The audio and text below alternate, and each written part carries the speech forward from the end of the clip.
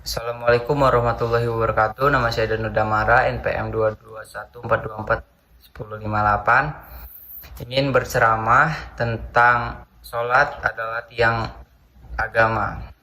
Segala puji bagi Allah Subhanahu wa Ta'ala yang telah melimpahkan banyak nikmat dan karunia-Nya kepada kita semua, mulai dari nikmat sehat, nikmat lapang, hingga nikmat yang tiada tara nilainya, yaitu nikmat iman dan nikmat Islam. Sebagai senantiasa diberi hidayah oleh Subhanahu wa Ta'ala, sehingga kita bisa mensyukuri semua nikmat yang Allah berikan kepada kita. Kedua kalinya tak lupa semoga selawat serta salam tetap tercurah limpahkan kepada Nabi akhir zaman, yaitu Nabi Muhammad SAW, beserta keluarga dan sahabat-sahabatnya yang telah menuntun umatnya dari zaman jahiliyah kepada zaman yang terang benderang, yaitu ad-din, al-Islam, wal iman.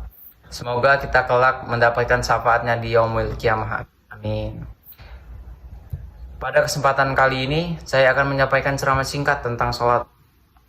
Allah Subhanahu wa Ta'ala dan Rasulnya telah banyak memberitahu melalui firman-firmannya kepada kita bahwa mendirikan sholat sangatlah penting. Rasulullah SAW bersabda, yang artinya sholat adalah tiang agama. Sabda yang paling sederhana tetapi maknanya sangat besar dalam agama Islam.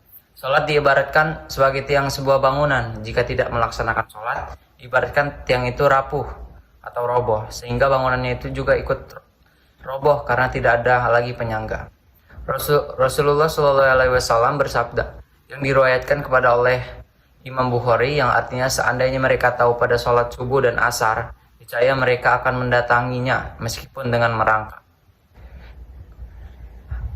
Kita dapatkan salah satunya keutamaan yang bisa didapatkan dengan melaksanakan sholat subuh, yaitu mendapatkan persaksian dari malaikat subuh. Begitu juga dalam sholat wajib yang lain. Allah selalu menawarkan pahala yang banyak pada hamba-hambanya yang beriman. Dalam pelaksanaannya, sholat tidak hanya menjadi sekedar kewajiban yang harus dikerjakan. Lebih dari itu, sholat merupakan salah satu bukti seseorang beriman terhadap Allah Subhanahu wa Ta'ala. Berapa banyak sekarang manusia yang dengan mudahnya bahkan tanpa ada rasa sesal meninggalkan sholat. Berapa banyak orang yang santainya meninggalkan sholat, yaitu sholat subuh karena menonton bola semalam. Berapa banyak pekerja rela meninggalkan sholat demi kebahagiaan dunia semata.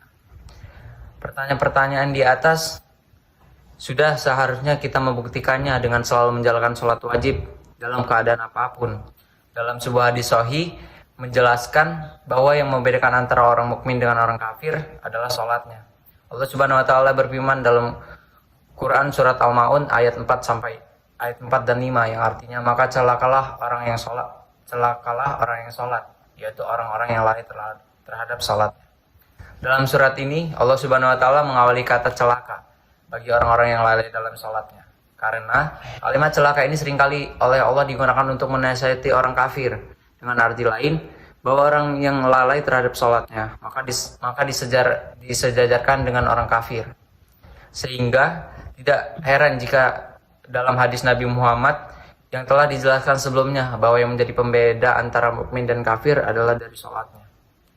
Sebagaimana telah disampaikan oleh Rasulullah SAW dalam hadisnya mengenai keutamaan sholat, maka sebagai umatnya melakukan sholat wajib 5 waktu ini dengan hati yang lapang dada adalah sebuah kewajiban.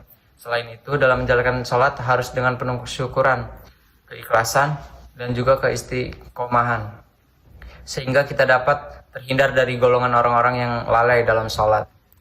Sebelum saya menyelesaikan ceramah pada hari ini, mari kita berdoa kepada Allah Subhanahu wa Ta'ala agar kita dijauhkan oleh perilaku orang yang dengan sengaja dan dengan mudahnya melalaikan sholat. Semoga kita selalu diberikan kemampuan untuk saling menasihati dalam kebaikan dan menjauhi segala larangan. Jadi kesimpulan dari ceramah ini adalah kita sebagai umat Islam, umat Muslim dianjurkan untuk sholat karena sholat pada dasarnya adalah tiang agama. Dan hanya itulah ceramah yang bisa saya sampaikan. Lebih kurangnya saya mohon maaf. Kepada Allah saya mohon ampun. Saya akhiri, wabillahi taufiq wal hidayah.